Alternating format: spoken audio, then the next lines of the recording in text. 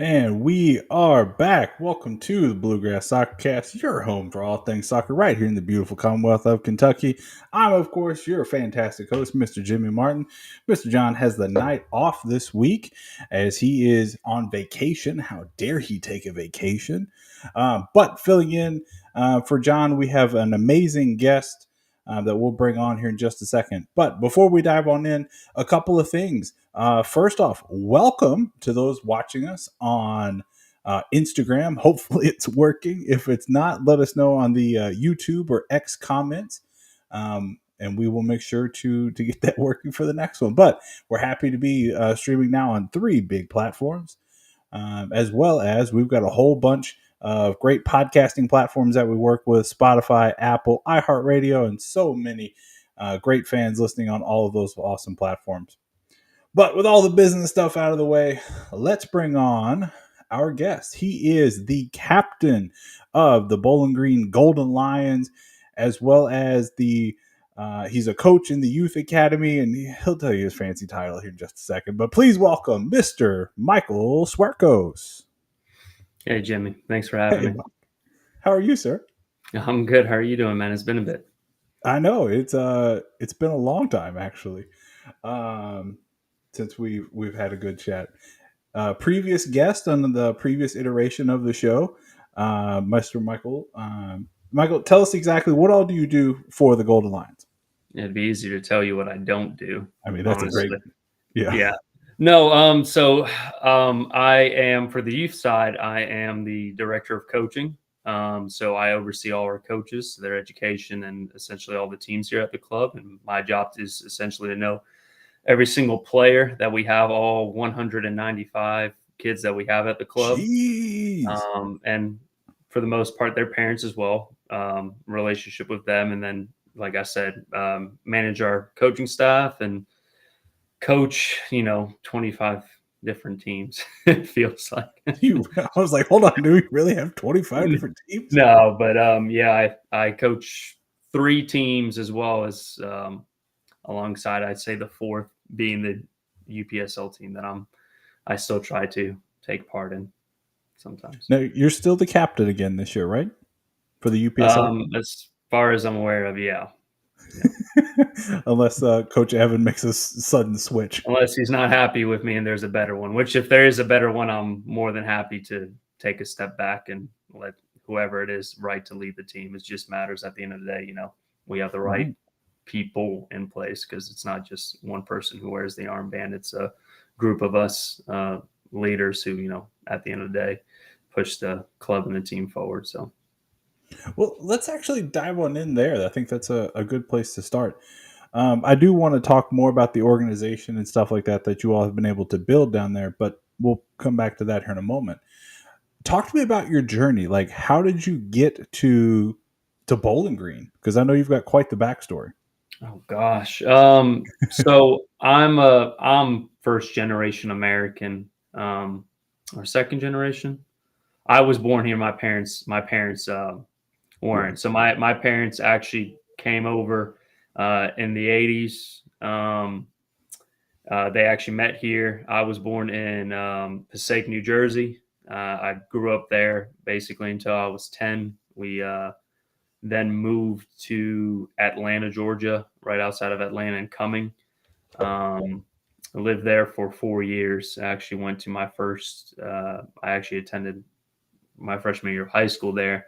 And around 2010, I moved to Bowling Green, Kentucky. And so that's how I've been there, and kind of I've been known for traveling my whole life. So pretty much from place to place. And you've lived in Bowling Green, you've lived down in Nashville, and you've played for several different teams, right? So talk to me about some of the clubs that you've been playing with throughout your career. Well, I was really fortunate that my father, in Poland, when he was in Poland, he essentially played for the equivalent of, your first division MLS academies there growing up. So he played for, in his hometown, Wisła Kraków, historic club over there. They're actually right now not actually in the first division Ekstraklasa for the first time, like ever, just a few years ago they actually got relegated down, and they're trying to work their way back up. But my father played for their youth academy growing up all the way until we went to college and then went overseas to the U.S. My uncle actually played there professionally for a bit. Mm. Um, I so don't think I even knew that about you. yeah, I was very fortunate enough that basically all my summers growing up were essentially in Poland. So school year would end in half the year, essentially, 3, 4 months, and sometimes I'd come back late to school. It's because we'd be in Poland, and I was, very, very fortunate enough because of some of their connections. I was able to play with the youth academies over there throughout essentially every summertime. Sometimes we actually even invited them. They came down to Disney one year. I remember there's even an article somewhere. We played in some international cup with I think Chivas Guadalajara and some teams out of Argentina as well. And we actually won the whole thing. And Wow. Did you beat Messi and the New Boys? yeah, I tell you. You should tell I'm them. not that old. I'm not that old, but yeah, no, that was a great experience that helped kind of take me essentially to where I am today, because it provided an idea of the European type model and the European type platform of, there's which is what the BGFC is kind of based on, is a top down approach, right? You have Mm-hmm. a professional team, or in our case, a semi-professional team, something that, a kid comes in at 5, 6, 7, 8 years of age. They might love a certain player. I know these days, kids more often, when you ask them, what their favorite club is, they'd rather tell you who their favorite player is, which is, Mm-hmm. it's okay. When I was growing up, we had favorite players, but it was still associated with the club, right? So, every kid coming at that age wants to play for that club, and if you play in that club, whether you're 6, 7, 8, 9 years old, the point is, can you keep going? I believe, like your guest last week are saying, can they get into the under 12s and the under 14s and the under 16s, and then at that point, if you're ready at 16, 17, 18, you're ready to sign a professional contract. That's a viable pathway. So I was growing up on that type of model, and I was privileged to be able to have that type of experience. Not so much in my teens, when it kind of mattered the most here in the U.S. and in Kentucky, but nonetheless, my playing experience I was able to have, and was very privileged. I was very lucky to have that. Yeah. So what happened? I mean, obviously, just playing more in America, less travel time, or what kind of changed when you were a teen? Well, no, I still went over, overseas, and stuff like that. But, you build a whole life here. My primary life was here in the States. Right. So, Gotcha. friends, family, all that, with the exception of some of my dad's family in Poland, who we would live with during the summer times and stuff like that. So my whole life was, built here. And so, it was not easy to uproot. And at that time, my parents weren't willing to let me uproot myself, despite how much a 16-year-old boy wanted to just say, "Hey, just send me back to Poland, send me back to Poland." They come here and they say, we came to America for a reason, for a better life, right? So it's kind of hard to then say, "Hey, ship yourself off just because you want to go play soccer for a living." Um, but but yeah, so and when you're in those teams, or teens, when I first came, like I said, in 2010, when I first came here, I believed our closest professional and MLS was 15 years in at that point, but our closest professional franchise was in Columbus, which was Mm. like a 6-hour drive. Um, and You mean and you not to didn't want say, to go play for the Metros, the Nashville Metros? I didn't know of them, so they Oh, weren't big enough, right? At that point, and honestly, when back in 2010, or around those, that decade, essentially, a lot of people from Bowling Green weren't really going down south to Nashville as much as, now it's more of a viable pathway, and it kind of has to do with, from the youth side as well, geographically. Their high school seasons, for example, are in the spring seasons, hmm. so it's in the spring. In Georgia, that when I was there in Atlanta, our high school season was in the spring, but here in Kentucky, it's in the fall. So they have a mixed season. So it's just not the same. So typically we stay around the state. So the talks were honestly, people were going up to Louisville. I know some of my teammates at that time, when they were looking for a better environment, they would go an hour and a half plus a time change to Louisville twice a week. So Yeah, and I think that's something important, to keep in context that today we do have a lot of opportunities in the area, right? Like, as you were mentioning in the very early days of the MLS, there was no Southern team really. I mean, there was the first iteration of Miami, but they flamed out. There was, I think, a Tampa team, or Tampa they Bay also Mutiny, flamed. yeah. Yeah. And then they went away. Dallas was probably the most consistent Southern team. And they were actually something else. They were Dallas Burn before they were FC Dallas. Right, right. So I want to pull back to something that you mentioned a second ago. Talking about being here in Bowling Green and in southern South Central Kentucky, but not also being here and not having the opportunity to play the sport that you love, right? So what? I'm trying to phrase the question in the right way, right? What do you want to see today that you did not have back then? What would I want to see today that we didn't have Yeah, back then, or what do I see today that we didn't have back then? both ways. I like that. I like that question both ways. What do you want to build more now that you didn't have, and then what is here that wasn't?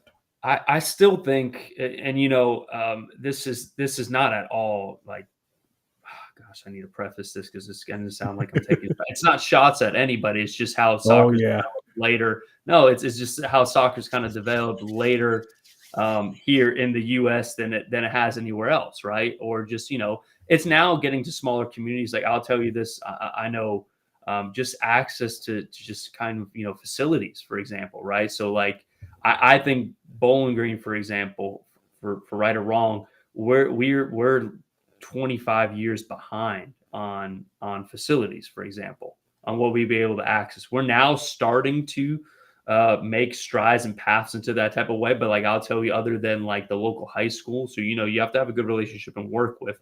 There's not like a turf field that a full size turf field that is being able to access all around town that people can just go play in any type of weather.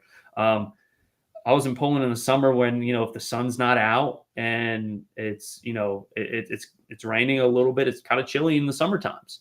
It's equivalent to like 40, 50 degrees, and Oh my god. So like but today. you still go play because the fields are open. It's turf, don't matter. Like people are just around playing, and they have like these mini cages where you play all the time. And I wish we had still more facilities because I know for now, kind of to talk a little bit from us on the youth side, we need more. We need more. We need access to more stuff, for example. And I know, this is not just for us, this is for clubs everywhere, right? They need more access to usable facilities. You don't want to, for example, just because it's, Florida teams are lucky, for example, Georgia teams are lucky because the weather is great year round and their grass stays, pretty and so they can train year round. Once you get closer to the Mason-Dixon line, right? Unless you have turf, the grass is dying, it's torn up, and there's certain months of the year you just can't play, right? So I wish we had a little bit of access to more facilities around, and it doesn't necessarily need to be full size fields and stuff like that, but just give more facilities for kids to go play, because the last thing you want is kicking kids off fields because there's not enough, right? Yeah, you don't want to be the team that's out here kicking people off just because you have it reserved when, it could be some youth players that, as a club manager, you might could use one day, right? Sure. And and at the end of the day, you're that, like for me personally, you're that kid who grew up playing pickup or in the street, right? So though you understand it, you don't want to leave the field, right? Yeah. And you don't want to be that person that kick them off because you get it. They have that passion, they have that drive. So let's have more facilities. Let's have more access to fields everywhere in the country, and that's how you grow the game. Because you can't grow the game if you're not playing, and you can't play the game if you don't have a field, right? So that's part of it. And I know a place that, we have talked extensively about, like off camera, is, Elizabethtown. They've got those beautiful fields where they have the state cup. Is that Yep, right? In the that's where the spring? Kentucky Youth State Tournament is held every year. Yeah.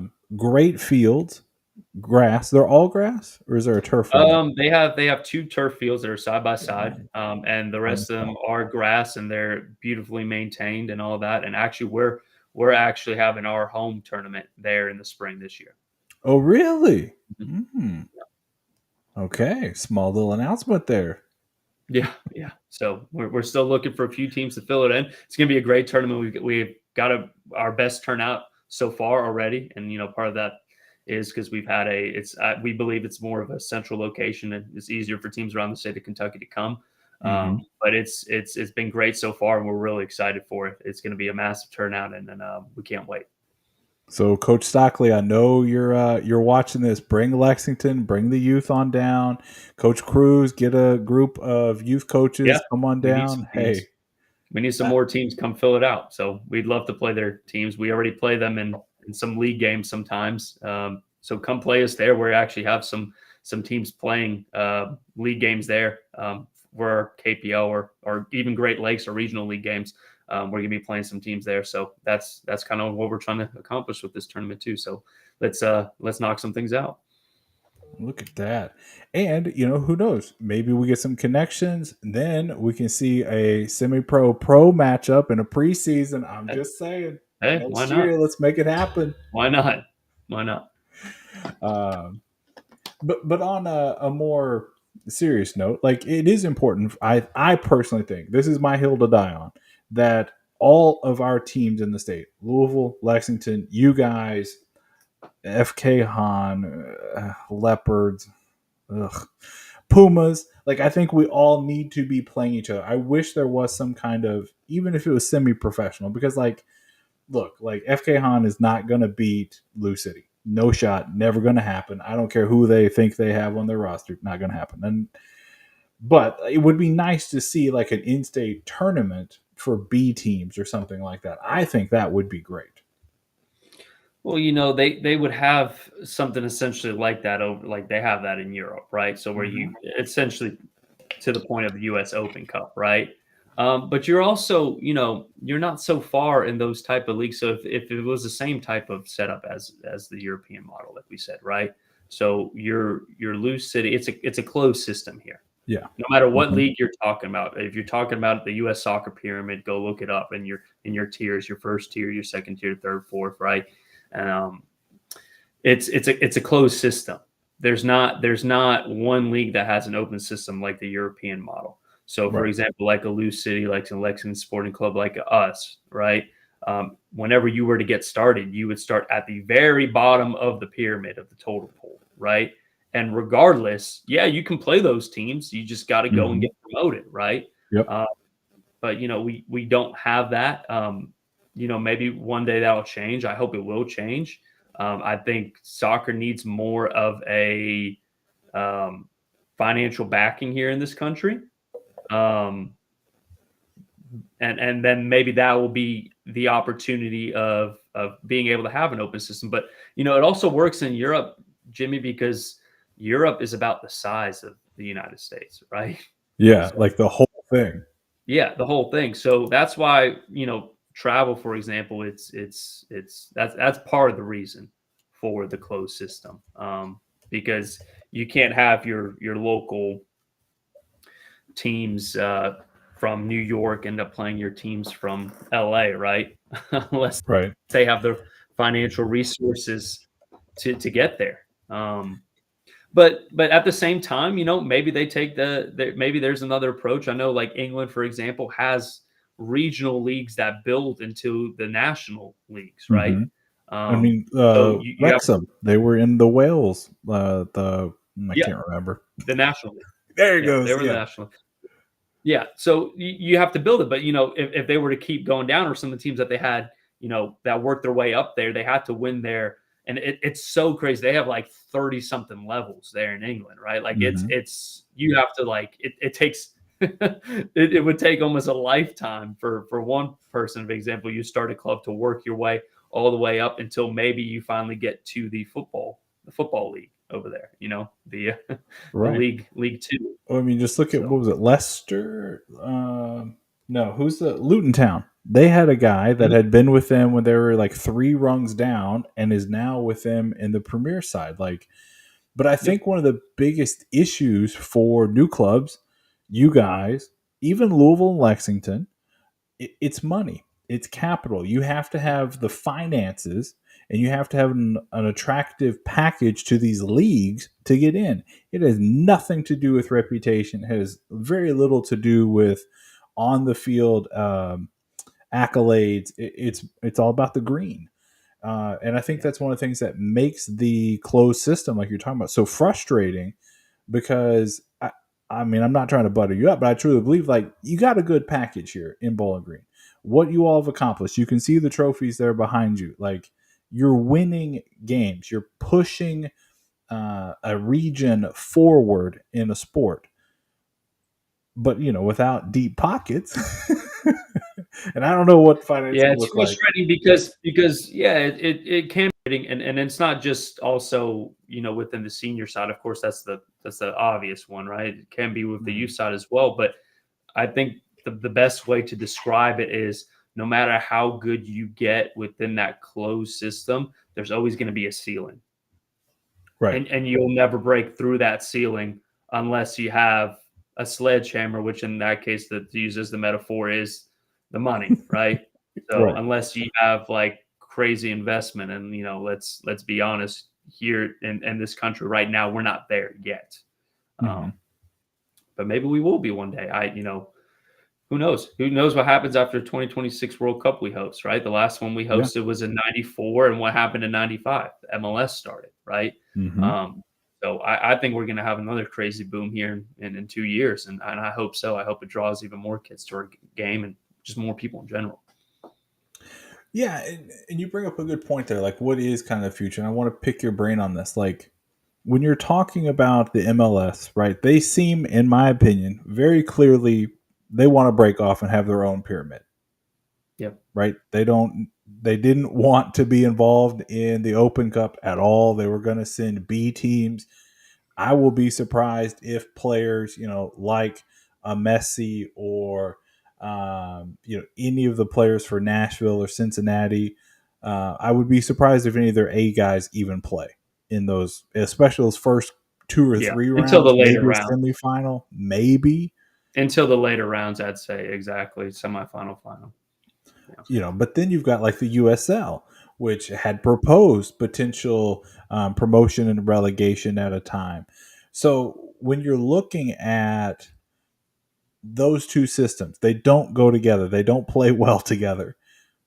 As a club that's trying to push forward, how do you handle that? Oof.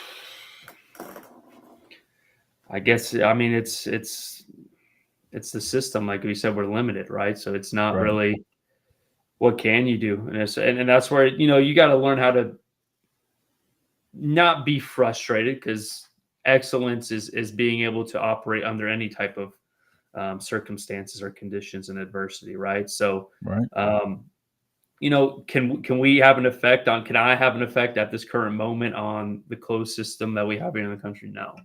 I wish I had a better voice to be able to advocate for an open type of system, but it's also difficult when I know, for example, for the MLS, they don't want to be open because the league also has ownership over their teams, Yep. right? So, and their whole cap situation, like their Ah, whole cap, God, I it's hate it. it's just it's just a bleep show, right? Like it Right. just like they could do it better, right? They could do it better. It's time to get away from that. So like the point is, Jimmie, like you said, how does it improve? Well, it doesn't need to be. People are afraid of taking a big leap, right? Hmm. So then don't take little steps at a time. Right. Um, and then eventually you get to the same place where you want to be, right? Hopefully you don't take steps back. I think, I can't talk for the MLS clubs. I Of can't course. talk Of for, course. what they do. I understand. You can understand if you take a step back, if you were in that same position, why they wouldn't want their players playing against, subpar competition in subpar places. And they look at it maybe as a waste of the schedule, but I honestly think it's a step in. negative direction to be able to do that. We want to make soccer's for everybody, right? Football's for everybody. And you're basically just saying, well, we don't want to play with you. Right. We only want to have our teams on our fields with our players.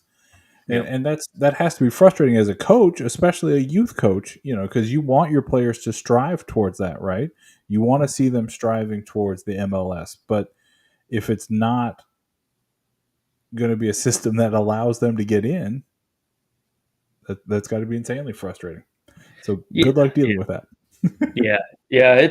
And it's like I said, when we first started, the conversation, we talked about, what else could be changed, what could be better. Well, you kind of brought up something in my head, which was, I think it was something I saw.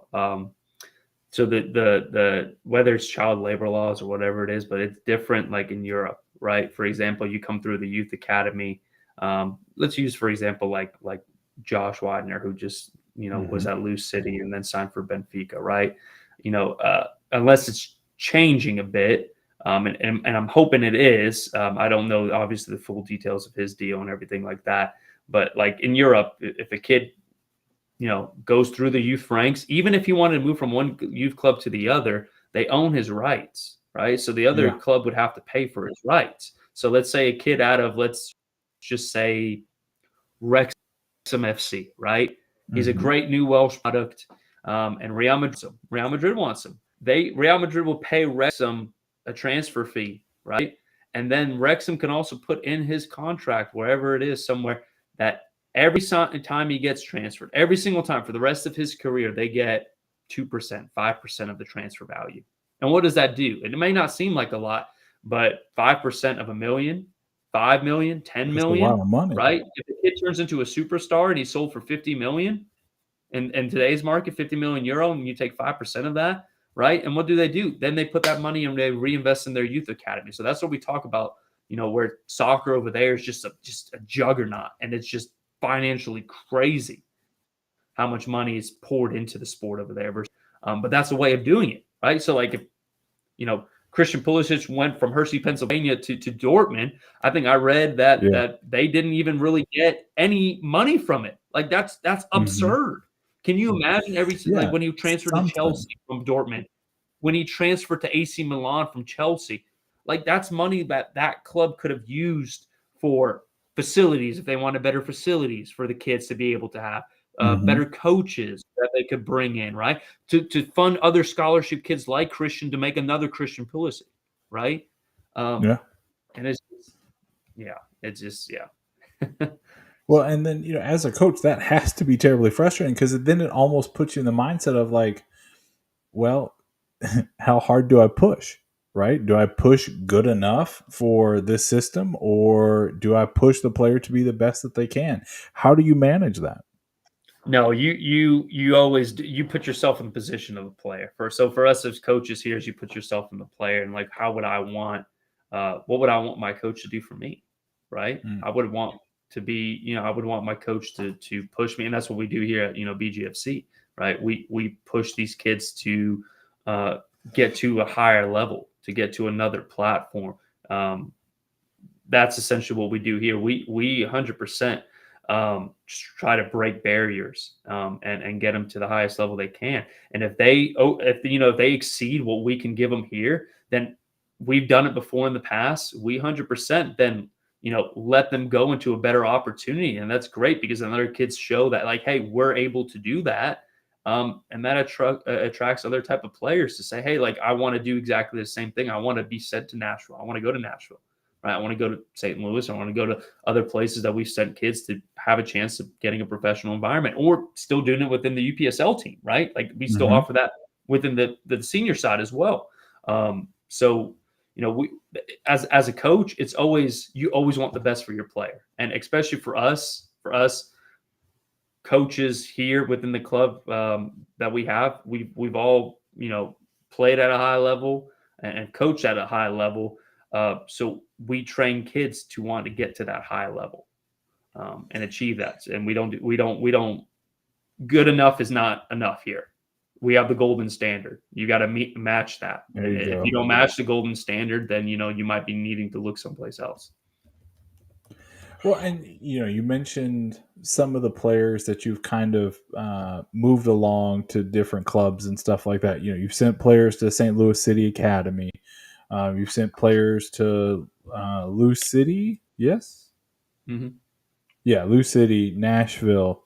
So for those kind of players, how do you, when you see the talent, you identify this kid's got it? How do Yep. you direct them towards those other clubs? And when do you do that?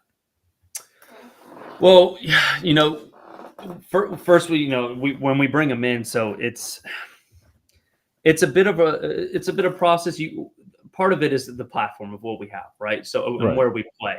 So that's part of it. Those type of clubs are not going to see you and in all fairness, right? And let's be frank here. If you're playing at some rinky-dink tournament or competition, everything like that, right? So, the competitions that we play in our regional leagues, right, and our showcases that we attend, and the reason for the UPSL team, right, is to show that we have the quality of players that can play at those type of places and levels. And the greatest thing about the UPSL team, Jimmie, is what did we have the last 2 years in our conference, for example? A team make it towards the nationals. Right, but we had an MLS academy, right? So if From that, we have players essentially the same type of age as them or younger within our UPSL team already, that kind of shows like, hey, this kid's ahead of his time, right? Like this 15, 16-year-old, wow, he's already playing with grown men. Well, those MLS kids within St. Louis are playing against grown men like us, right? As a way of helping them accelerate them into where they hope to get, and which is a first team contract within the MLS, right? So those are some things of why we have the UPSL team, for example, is a chance to offer these players. And that, hey, if you're 15, 16 years old and you're excelling at the UPSL level, right? It's pretty obvious if you're that good that you probably need to excel. You need to go someplace else. And that's where those type of clubs will come in and, talk with Coach Evan or talk with myself. And then we'll kind of push them out there to go on trial and try to make themselves over at those type of academies or those type of places. Yeah, and I think that seems to be the right way to do it, right? Like you are providing, like you said, a platform for them to have an opportunity to showcase their talent so that, when the other team comes a calling, they're ready, right? You give them experience from a young age to be on a semi-pro team, right? Because I think, what is the youngest player on the semi-pro team that you'll have had? 16 or might have That's what I just was turned thinking. 17. I think might have just turned 17. I think Daniel I was was like our going to say, give him a youngest. shout out. Yeah, Daniel. Yeah. Yeah. So you're giving 16, 17, 18, 19-year-olds a chance to showcase what they can do. And I think that's one of the things that really makes you all as a youth club pretty unique, right? Because if you're looking across the state, yes, let's take Lou City and Lexington out because they do have the professional teams. Mm-hmm. There aren't a whole lot of other youth to semi-pro lines, right? There's Pumas. Well, they do a good job in what they do. Yeah, they do a good job. But yeah. And then on the other side, there's you guys. Mm-hmm. I don't know who else there is in the state. Are there other youth to semi-pro lines? Maybe like OVPL, but that's kind of like a college Right. place for these players to go, which we get collegiate players. But to your point, Jimmie, what kind of sets it apart is it's not easy, especially for us. It's not easy to get into the UPSL team because there are grown men. You have to prove every single day, and age is but a number, of course, right? Right. But when you have grown men in front of you who are fully grown, mature bodies, a grown mindset, have played the game at for X number of years, have a certain experience, know how to manage a 1-0 lead versus being down a goal, right? Versus going in at halftime versus you had a tough 5-minute stretch. Those are all things that, a fresh puppy, I'd like to say, at 16, 17, don't. But if you have the talent, you have the skill, and you come in at that point, talent's talent. right? So that's what makes them, so attractive. But you got to earn it. You got to earn it every single day, and that's kind of what we teach throughout the youth academy within their own youth academy teams. And, then when eventually, hopefully they get a chance within the UPSL team, whether that is at 16, 17, 18, or hey, they, play on through college and they're playing here at 22, 23, 24, or later, Yeah, you mentioned the OVPL teams. We don't really talk about them too much here, but they do exist. There's the Northern Kentucky Nitro Lightning, Yep. something like that, and Mhm. then the Danville Legends. Locomotive. Mhm. Who? Legends. Evansville Legends. Oh yeah, Evansville Legends. Yep. I forget about them. But they don't have youth academies, do they? No. Okay.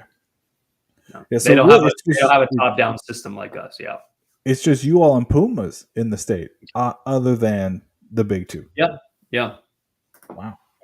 Yeah. So, we talked a little bit ago about promotion and relegation. I kind of want to tie that in to the youth, because they do have a little bit of that system. It's Yep. more or less you go every weekend, you play a tournament, you win, you keep moving on, right? How does that system work? Well, you play in certain. So there's several leagues, right? Of course. So you have your state league, which is your Kentucky Premier League. They have that's a statewide league that we have, and then there's also the KSSL, which is the Central Kentucky League. But the KPL is just a little bit step above that, right? So the KPL can have multiple divisions. They have their Premier Division, right? Could be like the Premier League, right? Then they have their second division, which is called the First Division, right? And sometimes if they have enough So teams, confusing already. yeah, if they have enough teams, their third division is called the Second Division, right? And so if you win, you get promoted the following season, right, into the next division. So you could go from the Second Division to the First Division into the Premier Division, right? You win the Premier Division, you win your state league. Which at that point, kind of gets into what we do with our youth, especially when we grow into is what we try to get into our regional leagues, which is called Great Lakes. And so if you do well and you have to get into that Premier Division, it's kind of in a way, the best way I can describe it is kind of like Champions League, right? You qualify for the Champions League, so you've got to have a high finish in the KPL Premier Division, and that allows you to qualify for the Great Lakes Regional League. And in that, there's even tiers, right? So we don't qualify for the quote unquote Champions League. We might come in at the Great Lakes First Division, which is like the Europa League, right? And if you win your First Division, then you go into your Premier Division in Great Lakes. And if you were to win that, actually, which is the reason why we play in these competitions, if you win your Great Lakes Premier Division, you get an automatic bid to regionals. And so the whole kind of process, to kind of sum, it all up very, briefly. So typically a year calendar is like at the end of the year, as with any type of competitions, you have your state tournament, right? So every state around the country has their state tournament, right? And so if you win your state tournament, you go to the regional tournament. And so for us, Kentucky's in Region 2. And it's a 14-state region. We're actually at the bottom. We're right at the tip. So we split up. Tennessee's in a different region. We're in a different region going up. So it's like Indiana, Illinois, Ohio is split actually into North and South. It's so big. Michigan, Wisconsin, all those types of teams. So, we play teams out of like Chicago that have like 3,000 kids in their club. We play kids out of Detroit, same thing. We play teams out of Indianapolis. So they're massive teams. So, you go into the regional tournament, the old fashioned way, I'd say. You win your state and you go to the regional tournament. It's 14 other states as state champion, right? So you're talking about excellence. Jeez. But that's why we complete in the regional league, for example, because you can actually, if you win your region, hey, that should be harder than your state league. You're already playing those type of teams anyway. Yeah, should be. If you do the hard work in your regional league, you get an automatic qualifier and a high seed in the regional tournament. And to touch on one final thing, I'm not trying to too complicate things too much, but to touch on one final thing. This is good stuff. Our 06, this is where our 06 is right now. They go to Tampa at the end of the month to try to qualify for the national tournament, right? And so they play in what's called the National League. So one more step. If you do really well in the Great Lakes Premier, you can qualify for the National League Conference playoffs. And so when you go into that, like we did in Orlando in December, and do well enough, we advance to the next part of the process, which is where we're in right now in Tampa. We have 3 games. We win our 3 games, all 3 of our games. Our 06s book a spot to the U.S. Youth National Tournament in July. Wow. With essentially the best 16 teams in the country apart from the MLS academies. Which again goes back to that system of the MLS bifurcating themselves from that pyramid. Yep. Do you know who is in They your used to group? be in it. They actually used to, before they broke away and did their own thing, they used to be within it. So I know Coach Evans told me multiple times stories about when his Lexington teams had played Kansas City, at Sporting KC, and how he played against Jalen Lindsey, and MLS player, and how they got rolled by them, but that pro academy, right? Right. But that back then, you could see where you are in relation to the pro guys, right? Or to be future pro guys, right? So, right. And you can have kind of that Rudy kind of moment, right? Where it's like, okay, small team, big club, what's going to happen, right? Jimmy, we do that week in, week out here at BGFC. Now, it's not, I say that and people think we're like traveling to like Hawaii every other week, which is not true. Not true. We're not doing that. We're coming together in the middle to meet a lot of these teams, no further than when we'd go in our state leagues, right? But the difference is preparation throughout the season, right? So it's kind of like, let's bring it to your terms, how, you played football growing up, right? Yes, American sir. football. You want to make the college football playoff, quote unquote, right?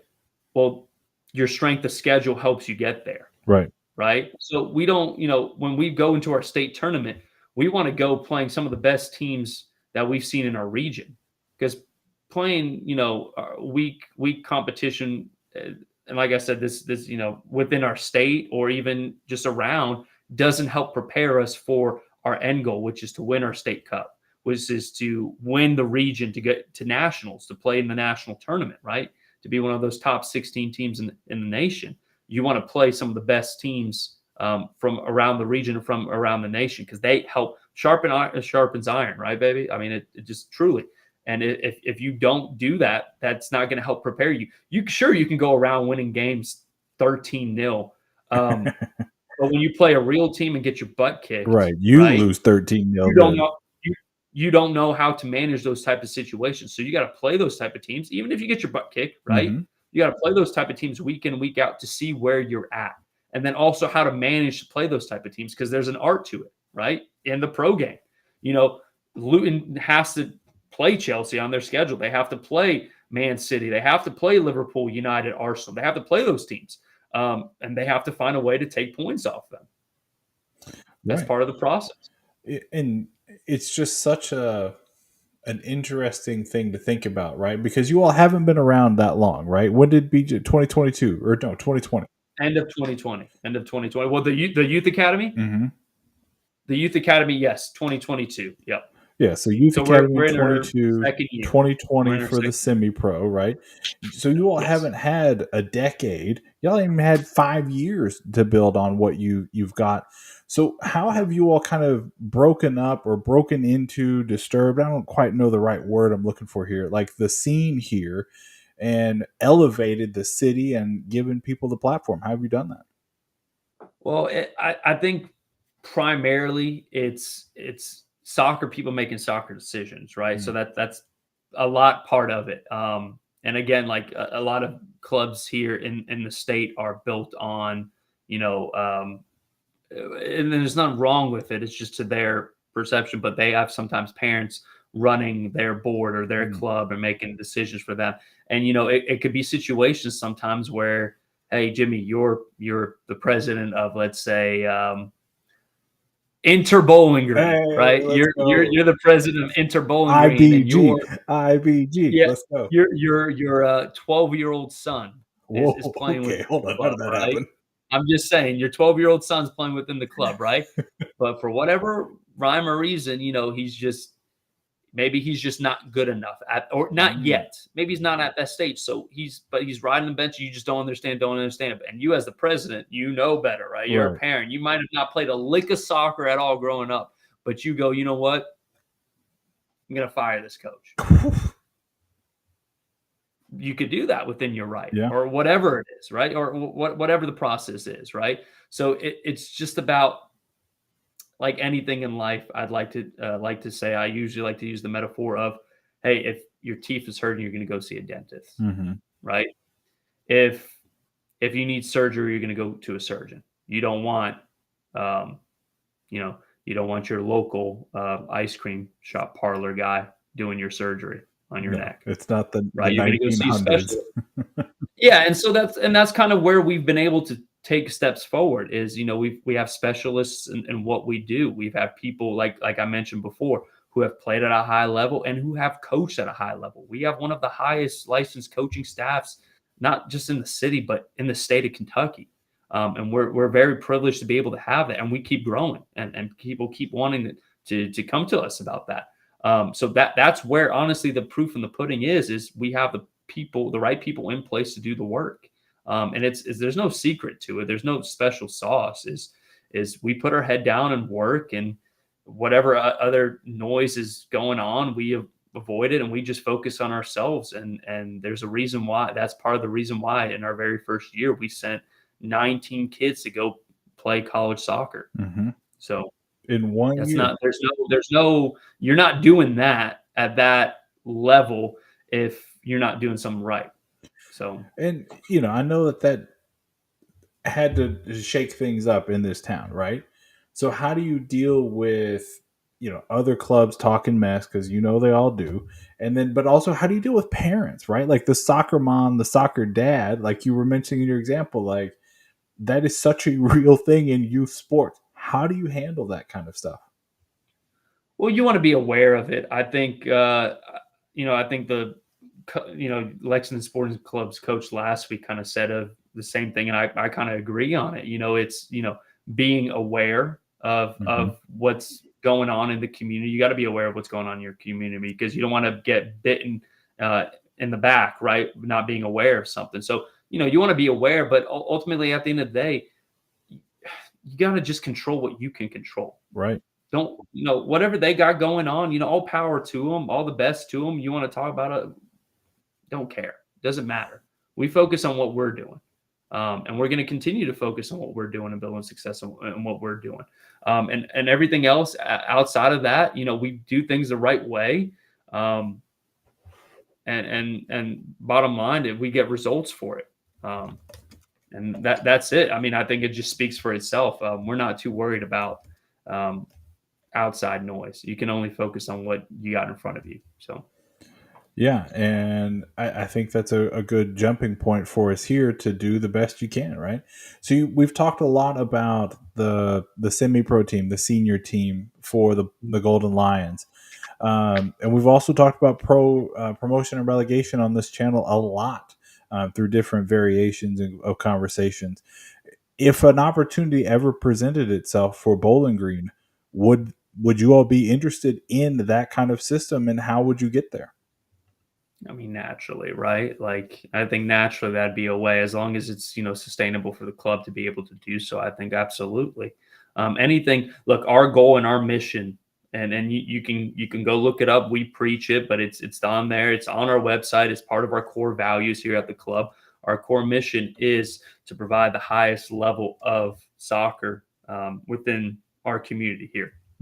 To make that platform available. Let me rephrase. It's to have that opportunity to be able to have that platform, because that's not what I had growing up, right? So like I said, turn the clocks back, to 2010, 2014, 2013. I didn't have, whether it was a coach being able to push me that way, or even just a club with the type of pathway and platform to say, hey, these are your goals. This is what you want to achieve. You want to play in college. You want to play professionally. Great. Let's help you get there. Let's help you achieve those goals. You don't know how? Great. We'll show you that how to do that, or we can at least help you along that pathway. It was always, you're left on your own, right? And so naturally for us, if it's an opportunity to get even higher and we can provide that, Yes, and 1000%. And it's got to be the right project. It's got to be the right thing for the club and for the community. But it's in our core mission and our core values to push soccer to the highest pinnacle here. Just because it's Bowling Green, Kentucky, doesn't mean that we can't do that. We want to be known, not, state. Yeah, okay, great.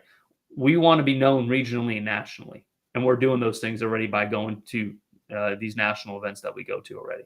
Absolutely.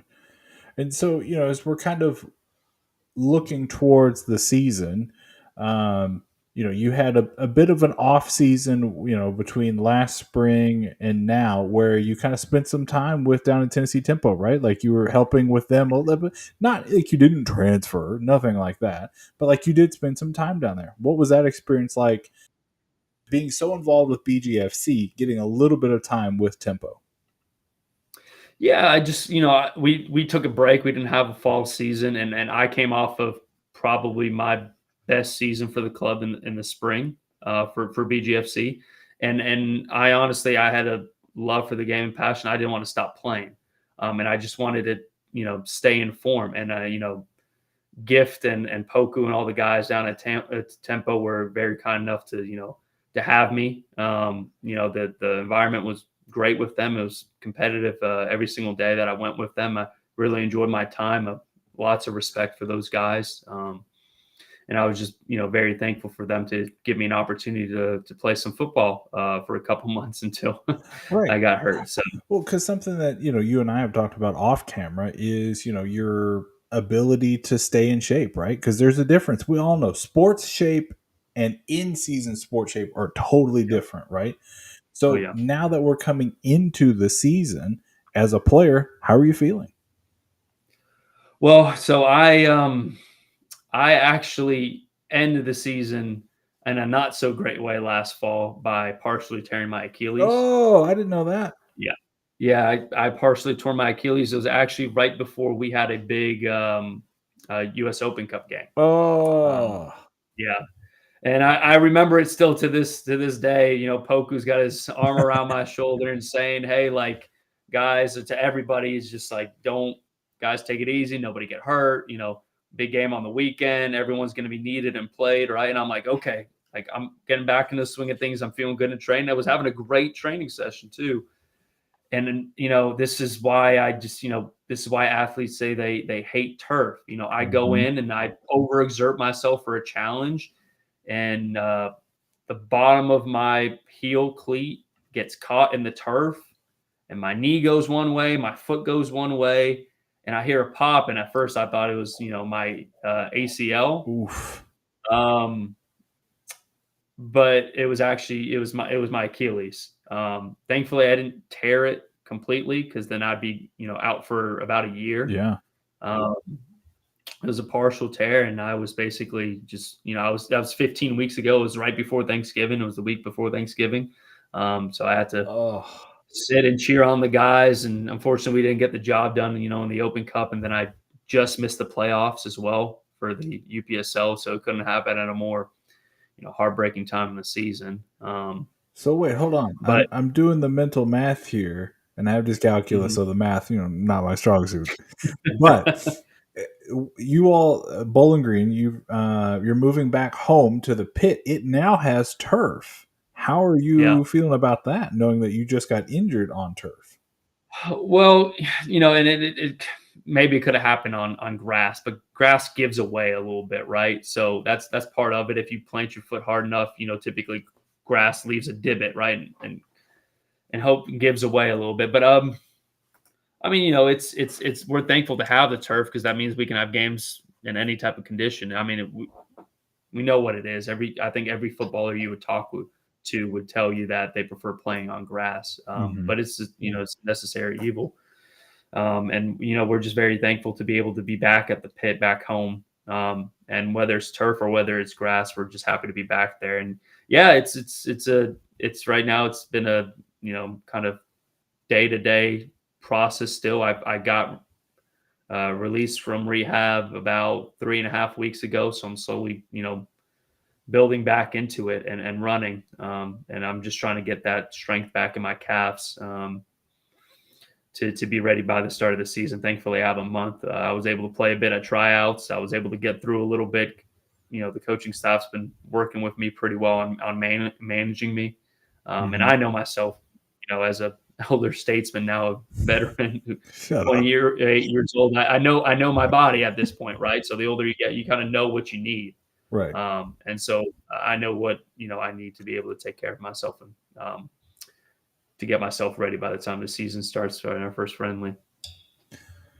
Before we dive into tryouts and who we're looking at for this season and whatnot, I want to ask from a semi-pro perspective right now where the UPSL is at with the splitting of kind of our region, right? Like St. Louis getting a new conference, right? That's the verb they prefer us to use, right?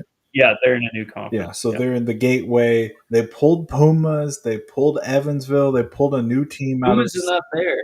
No, Pumas is not there. They're not competing this spring. Oh, interesting. I had heard something different. That's why they have last thing I've seen, as far as I talked with Austin a little bit over at, shout out to Austin up with Midwest. Yeah. Talked that they're kind of they, other than not having a youth academy, that's a team that we have pretty good relationships with. That's kind of a friendly rivalry in some way. So, it wasn't so friendly from their fans. The one time that I went with you all up there, that was good banter. It's good banter. It's okay. Yeah, all I remember is one of the BGFC players, and I think you know exactly who I'm talking about, getting into it a little bit with a fan from the stands. That was always fun to watch. Yeah, but that's part of football, right? So you gotta take the stick and you gotta give the stick. So right.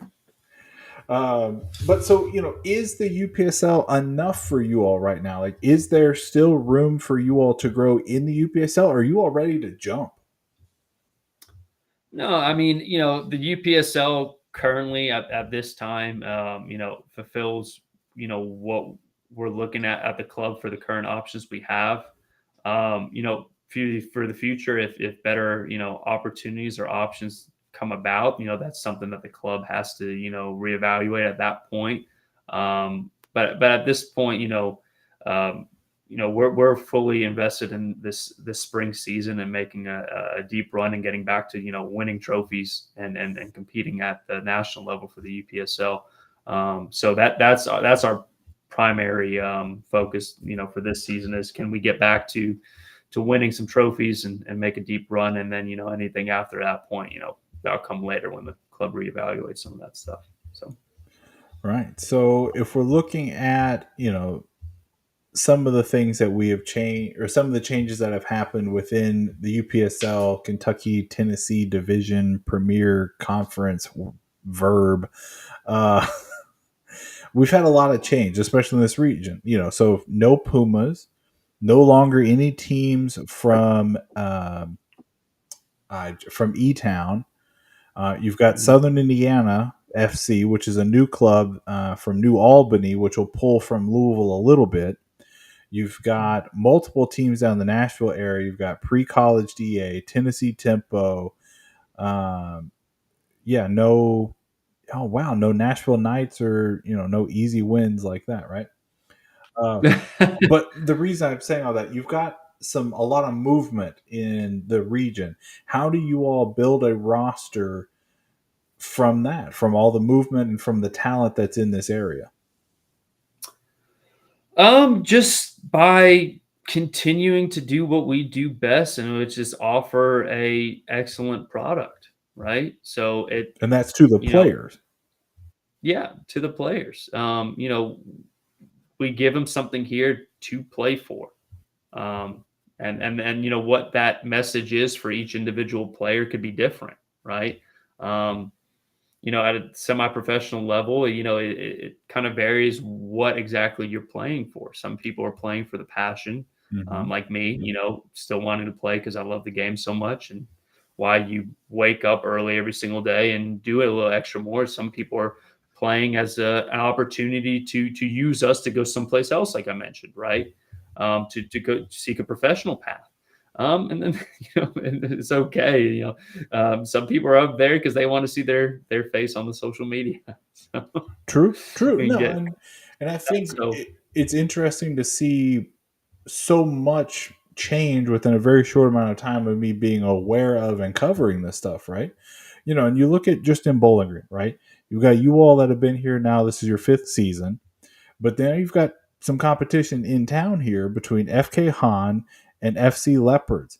How are you all handling talent management within that new structure?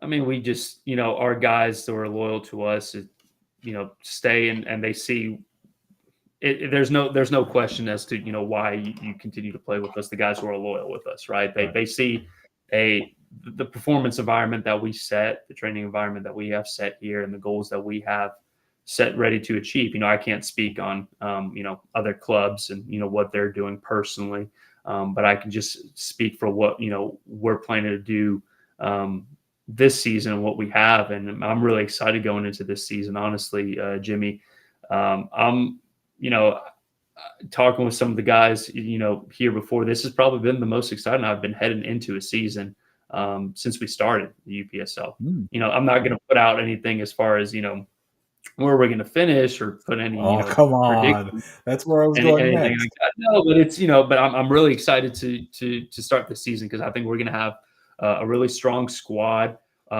This has probably been our best mix for a squad in relation to having some veterans, having some experience, and having some talented youth finally come through. We have our '05 boys who won the state title last year. They're coming back from college to play with us later in the season. We have our '06 boys who are, they're going off to college next year, but they're at the height of the pyramid or about to be aging out there, the height of the youth pyramid, and they're coming in to tryouts and trying to show that they're ready to play, and some of them might have that opportunity, and they won back-to-back state titles 2 years ago, and they're playing at the National League, right? And they're going, a couple of them have signed D1 offers and stuff like that. So, they're wanting to show that they can play with the big boys too, right?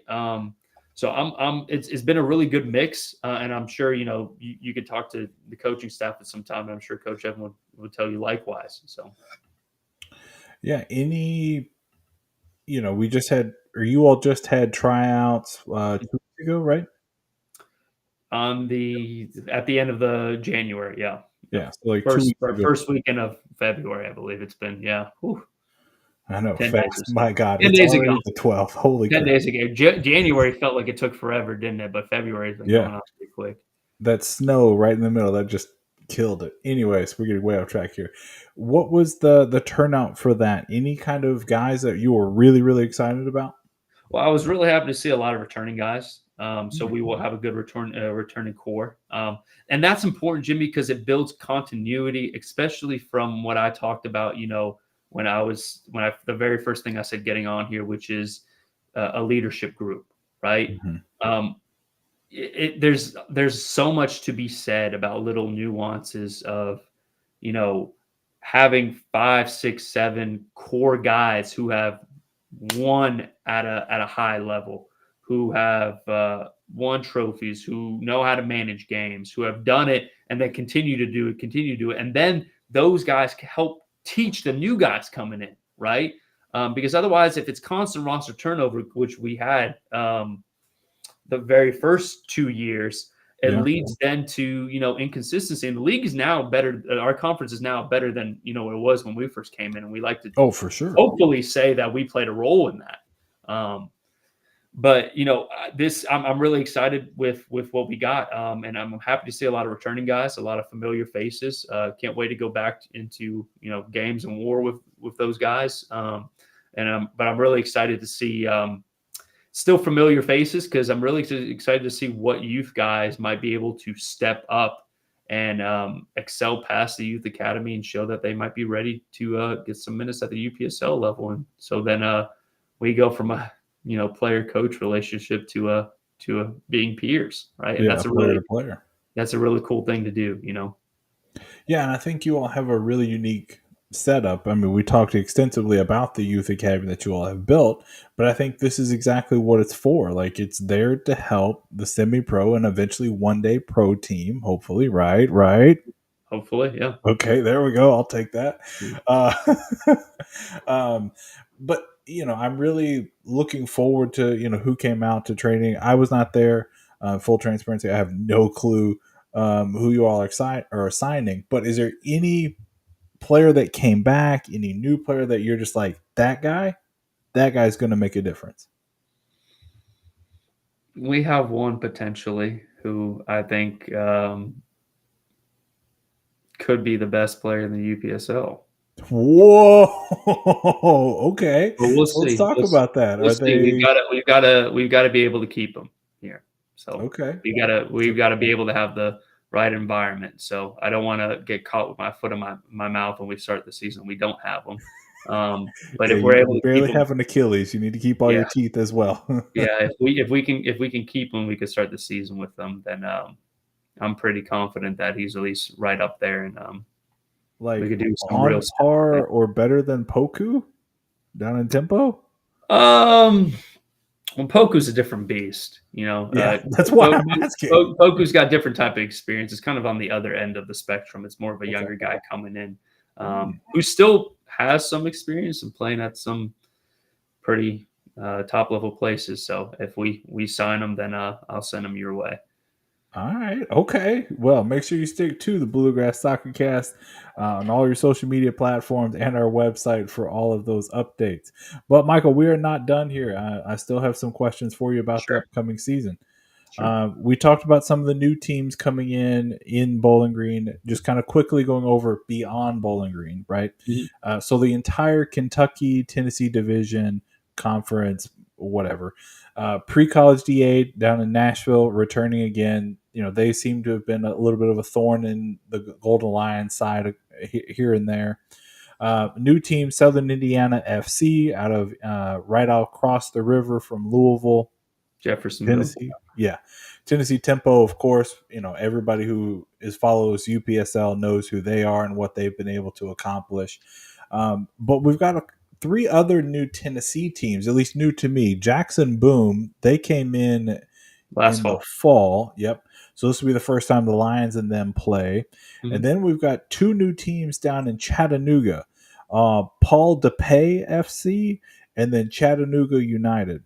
So when you're looking at the entire division this year, Michael, who do you think is going to be the biggest competition for the Lions?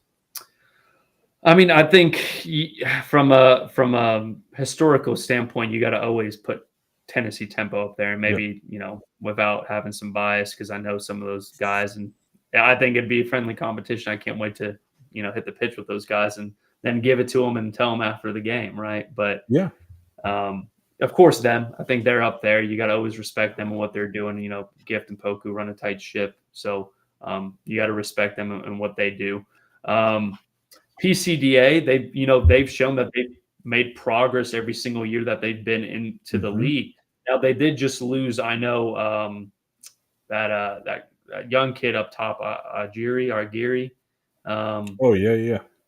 he just went off to college, so maybe now they need someone to fill in and score goals. And I'll tell you from personal experience, that's the hardest thing to do in football is to score, right? So And especially in the UPSL, right? yeah, it's hard to score. So can they replace him? If they're able to, then they should still be up there. And then I would say keep an eye on Southern Indiana. Really Mm-hmm. keep an eye on Southern Indiana. If you look at some of the guys that Andrew Menace, who's the owner over there, has got bringing in. He's got a lot of guys with big names. Some former Metro Louisville guys and some guys from other places. You just look at their CV and you can't help but be mesmerized by some of the places that they played. So I'm sure they're going to be difficult out too. So did you hear that? Ultras, Louisville Ultras, Metro Ultras, whatever, out there on Twitter. You've got a team. You've got some good players that you can follow. Southern Indiana FC. book it. And speaking of them, quickly want to throw this plug in here. Andrew will actually be a guest on the Bluegrass Soccer Cast on Monday, the 26th of February. So make sure that you come back for that, for a introduction to a new club within our conference here. Tell him I said hello. I definitely will. Michael, I will kind of start wrapping things up here for today. Anything that you want to say to the fans of the Golden Lions or to anybody across the state? This is your shot. Yeah, no, I'm just, thanks first and foremost, Jimmie. Always great to see you. Thanks for having me. Great catching up with you guys. Thank you for what you do on giving us this opportunity to help spread our platform. But yeah, no, I just keep an eye on us this year. I am, like I said, I'm not talking any predictions or anything like that, but I'm really excited with what we got going on to this spring season. We're finally back at the pit. We're finally going to get fans back in those seats. Our new uniforms are going to come out here in about a New few weeks. unis? Some new uniforms for the guys that we're Uh-oh. showcasing for us first, and then the youth academy will have going into the summer. So keep an eye on our home games, and like I said, keep an eye on maybe some of our roster announcements, because I think we got some big things coming, and I can't wait to hit the season with these boys and get back to winning some silverware. All right, I will keep my ear close to the pitch. But with that, folks, we will go on and wrap things up today. Thank you all for joining us on the Bluegrass Soccer Cast, your home for all things soccer right here in the Commonwealth of Kentucky. Make sure you stick to our website to keep up with all of our local teams, BGFC, Lou City, Lexington, Racing Louisville, and so many more. And also make sure that you're following us on all our social media platforms, Instagram, Twitter, TikTok, and YouTube. All of those handles are at BG Soccercast. And hey, we do this podcast both in video and in audio form. So if you want the video, make sure you check out our YouTube page at BG Soccercast, or you can search for the audio version on Spotify, Apple, and iHeartRadio. All of that. Bluegrass Soccer Cast. You threw me off with that. There it goes. And hey, we've got the QR code right up here in the top of the page. We always keep it up there. If you want to support the channel, we always appreciate it. But Michael, with that, thank you so much for joining us, and we will see you all. No show on Wednesday for Valentine's Day. That's why we've got the little hearts in the background here. Yay. No show on Wednesday. We'll be back next Monday for another episode of Bluegrass Soccer Cast, and this is Jimmie.